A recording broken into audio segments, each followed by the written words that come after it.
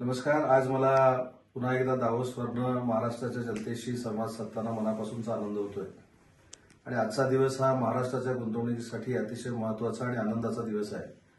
मला सांगताना आनंद आहे की आज दिवसभरामध्ये राज्याचे मुख्यमंत्री देवेंद्रजी फडणवीस यांच्या नेतृत्वाखाली सुमारे 5 लाख कोटीपर्यंतचे एमओयू हे करण्यामध्ये आम्ही यशस्वी होतोय.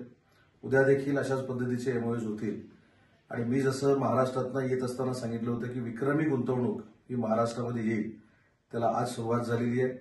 जनतेनं टाकलेला विश्वास सार्थकी लावण्याचा प्रामाणिकपणाचा प्रयत्न महायुतीचं सरकार म्हणून आम्ही करतोय. आणि हे सांगताना मला मनापासूनचा आनंद होतोय. आणि हेच सांगत असताना अजून एक महत्वाची खरी ब्रेकिंग जी मला महाराष्ट्रातल्या जनतेसाठी द्यायची आहे ती म्हणजे काल शिवसेनेचे नेते संजय राऊत यांनी माझ्याबद्दल ज्या काही वल्गना केल्या होत्या त्याचं उत्तर आज मला द्यायचं आहे. आणि आज मी जी ब्रेकिंग आपल्याला देतोय ही पुढच्या 2 महिन्यांमध्ये 100% खरी होणार आहे. माननीय राज्याचे माजी मुख्यमंत्री शिवसेनेचे मुख्य नेते आदरणीय एकनाथ शिंदे साहेबांच्या नेतृत्वावर विश्वास ठेवत युबीटीच्या 4 आमदारांनी, काँग्रेसच्या 5 आमदारांनी आणि युबीटीच्या 3 खासदारांनी मागच्या 15 दिवसामध्ये माननीय एकनाथ शिंदे साहेबांची भेट घेतलेली आहे. याचा रेकॉर्ड देखील आहे. जवळजवळ 10 माजी आमदार युबीटीचे हे माननीय एकनाथ शिंदे साहेबांच्या संपर्कात आहेत. अनेक जिल्हाप्रमुख संपर्कात आहेत.